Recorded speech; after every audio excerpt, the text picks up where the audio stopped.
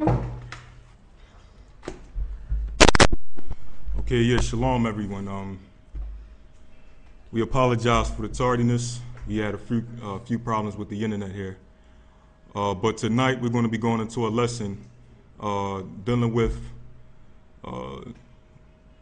basically showing the different history of blacks or the Israelites through different points of time in history.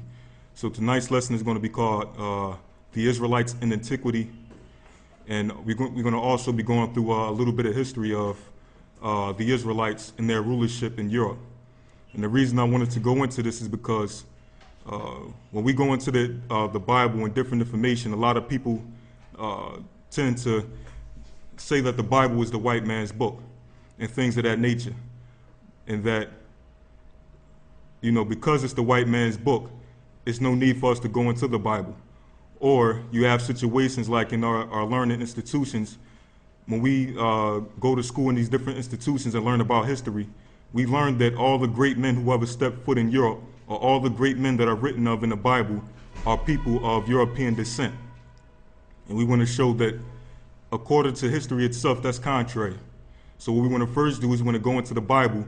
For those who may be a little new to the Bible, we want to go into the Bible and show you different scriptures and information to let you know that the people of the Bible, the great people that you read of in the Bible, Moses, Aaron, the prophets, the disciples, Christ himself, were all men of color.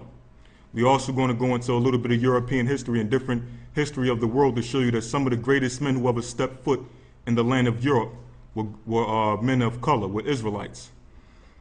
We want to start off in the Bible. We're going to, we're in Genesis chapter 1.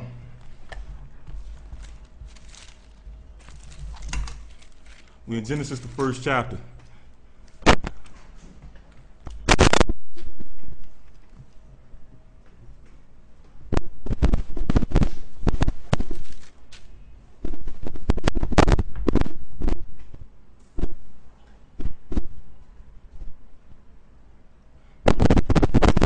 Okay, we in Genesis chapter 1, and we at verse 26.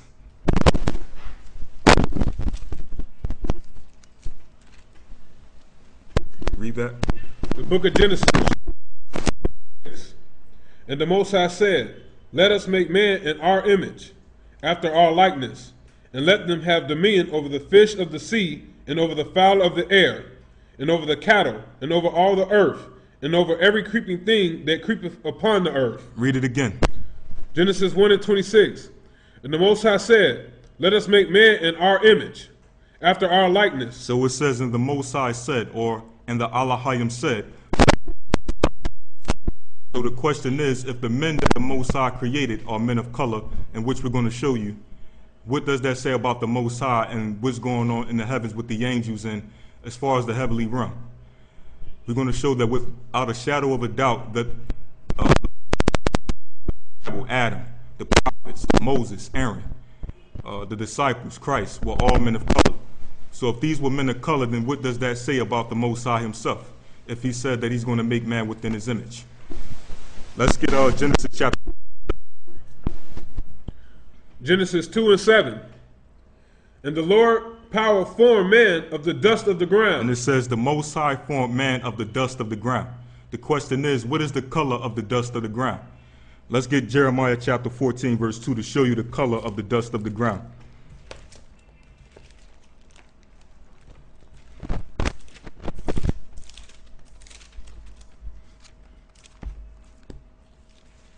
We in Jeremiah chapter 14, verse 2.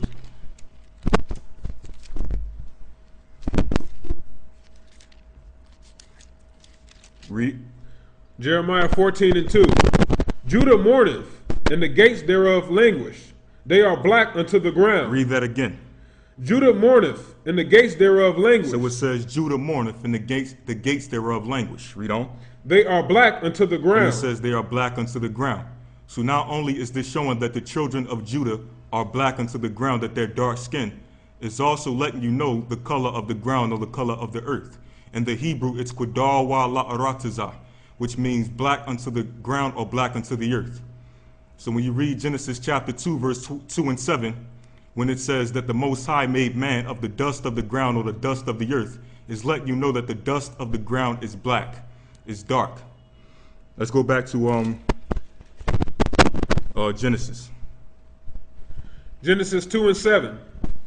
And the Lord power formed man of the dust of the ground. So it says the Most High formed man of the dust of the ground. Now remember, we just read in Genesis chapter 1 and 26, where it says that the Most High made man in his image and in his likeness. So if the Most High made man in his image and in his likeness, about the Most High, how it looks if he created man out of the black dust of the ground. To let you know that the Most High himself is a man of color. The angels are of color.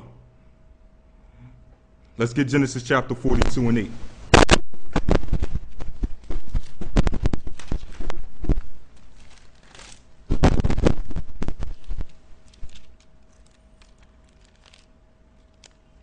We're in Genesis chapter 42 and 8, going into Joseph, and I want to skim through these real quick because I know you've probably heard these scriptures over 100 times. So I want to try to skip through these, or rush through them, so we can kind of get a basis. This is basically for those who are probably kind of new to the understanding, who might be viewing us.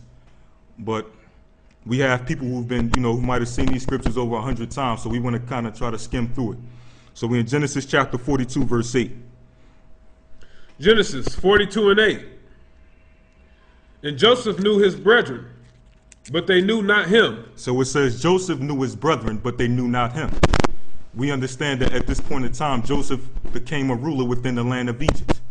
So his brother came to visit him, and it says that Joseph knew his brethren. So Joseph was able to recognize his brethren, but yet his brethren was not able to recognize him.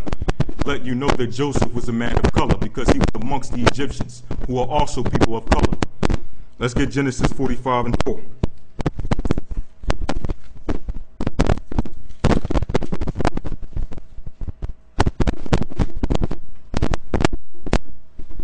Genesis chapter 45, verse 4. Joseph said unto his brethren, Come near to me, I pray you. And they came near, and he said, I am Joseph, your brother, whom ye sold into Egypt. Read that again. And Joseph said unto his brethren, Come near to me, I pray you. And they came near, and he said, I am Joseph, your brother, whom ye sold into Egypt. So once again, it's showing you that Joseph was able to recognize his brother, but yet his brethren was not able to recognize him. So Joseph had to reveal himself unto his brethren. And when you read earlier in the book of Genesis, it lets you know that Joseph, after he became ruler of Egypt, or after he was getting power from the Pharaoh of Egypt, he put on Egyptian raiment and he put on Egyptian garments, and he basically looked like an Egyptian. He blended in with the Egyptians. So he was surprised when his brothers came to him and seen him that they wasn't able to recognize him because he looked just like them. So Joseph had to reveal himself unto his brethren to let his brothers know that he was one of them, that he was there. He sold into captivity. Now Joseph was white, like is portrayed throughout history. If he was white, or if the Israelites were white, then they could have easily came into the land of Egypt, which is full of black people, and been able to point out Joseph, their brother, if he was white. But yet it's not so. And to show that he was one of them, that he was the same brother that they sold into Egypt. Let's get Exodus chapter 2.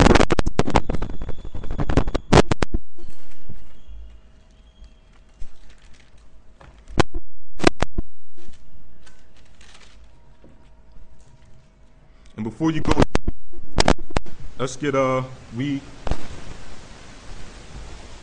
have a book called Nature Knows No Color Line by J.A. Rogers. And this goes into a lot of history of blacks in Europe and blacks in different places throughout the earth other than Africa, because in history it's portrayed that only blacks can be found in Africa. But we can look today and see that that's not true at all. You can find blacks in Europe, you can find blacks in America, you can find blacks in Asia, you can find blacks all over the earth. But yet they'll tell you that blacks only exist in Africa. So this book goes into a lot of history of the blacks throughout the earth. And I want to read something real quick on the Egyptians in case anybody may be viewing who may not understand that the Egyptians are people of color. because even today